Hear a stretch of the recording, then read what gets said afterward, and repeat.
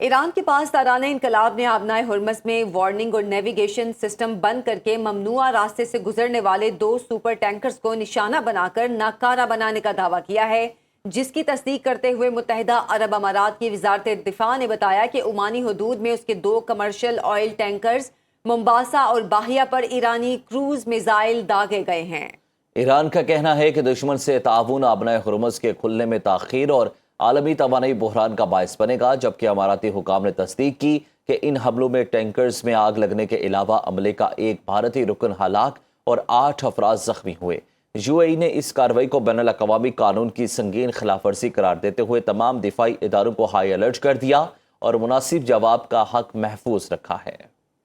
امریکی صدر ٹرمپ نے ایران کے خلاف جاری شدید فوجی کارروائیوں کے نتائج کا اعلان کرتے ہوئے دعویٰ کیا ہے کہ امریکی فضائی حملوں نے ایرانی عسکری طاقت کو مفلوج کر کے اسے بڑی حد تک پتھروں کے زمانے میں واپس دھکیل دیا اور اب 4 ماہ قبل والا ایران مشرق وسطی میں پہلے جیسی قوت سے نہیں رہا۔ نیوز میکس کو دیے گئے انٹرویو میں اپنے حالیہ بیانات میں صدر ٹرمپ نے ایران کے اقدامات کو بے وقوفانہ قرار دیتے ہوئے واضح کیا کہ امریکہ تیزی سے ایرانی فوج اور آبنائے ہرمز سے متعلق اس کی صلاحیتوں کو نشانہ بنا رہا ہے، جس کے نتیجے میں اب تک ایران کے 159 جنگی بحری جہاز اور 200 فوجی طیارے تباہ ہو چکے ہیں، جبکہ اس کے ریڈار، فضائی دفاعی نظام اور ہتھیار بنانے کی صلاحیت کا 84% حصہ بھی ختم ہو چکا ہے۔ امریکی صدر نے انکشاف کیا کہ ان حملوں میں ایران کی پہلی اور دوسری سطح کی پوری عسکری قیادت کا خاتمہ کر دیا گیا ہے، اور یہ فوجی دباؤ بمباری سے زیادہ مفید ثابت ہوگا، کیونکہ اس کے تحت آبنائے ہرمز کی عسکری ناکہ بندی کر کے صرف ایرانی جہازوں اور ان کے گاہکوں کو روکا جائے گا، جبکہ دیگر ممالک کو آزادانہ آمد و رفت کی مکمل اجازت ہوگی۔ انہوں نے مزید واضح کیا کہ خطے میں جن ممالک کے تحفظ میں مدد دی جا رہی ہے وہ سیکیورٹی اخراجات پورے کرنے کے لیے کارگو پر 20% کی شرح سے فیس ادا کریں گے۔ تاہم اس شدید عسکری کارروائی کے باوجود صدر ٹرمپ نے امید ظاہر کی ہے کہ ایران پر اس دباؤ کے بعد اب ایک نیا اور پائیدار معاہدہ کرنا ممکن ہے۔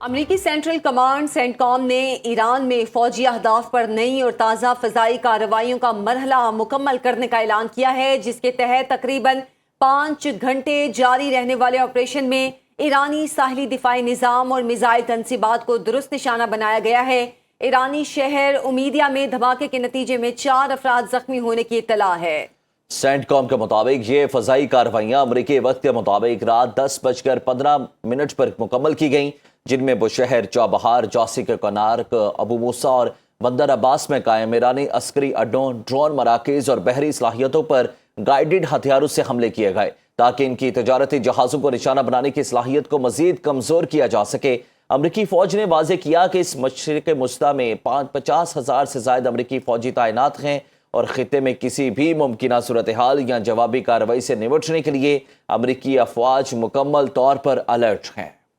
ایران نے کویت میں قائم امریکی فوجی اہداف اور خلیج میں ایک امریکی بحری جہاز کو کامیابی سے نشانہ بنانے کا دعویٰ کیا ہے۔ ایرانی فوج کے ترجمان کے مطابق انٹیلیجنس معلومات پر مبنی ڈرون حملے میں کویت کے فوجی اڈے پر موجود امریکی پیٹریاٹ میزائل دفاعی نظام، ایندھن کے بڑے ذخائر، واچ ٹاور، اسلحہ ڈپو اور حساس مواصلاتی نظام کو تباہ کیا گیا ہے۔ جبکہ بحری کارروائی میں ایک امریکی بحری جہاز پر کروز میزائل داغے گئے ہیں۔ بحرین نے فضائی دفاعی نظام سے ایرانی حملوں کو ناکام بنانے کا دعویٰ کیا۔ دوسری جانب ایران کے آبنائے ہرمز میں متعدد جہازوں اور کشتیوں پر حملے۔ ایرانی خبر ایجنسی کے مطابق آبنائے ہرمز میں خلاف ورزیوں پر کئی جہازوں کو نشانہ بنایا گیا ہے۔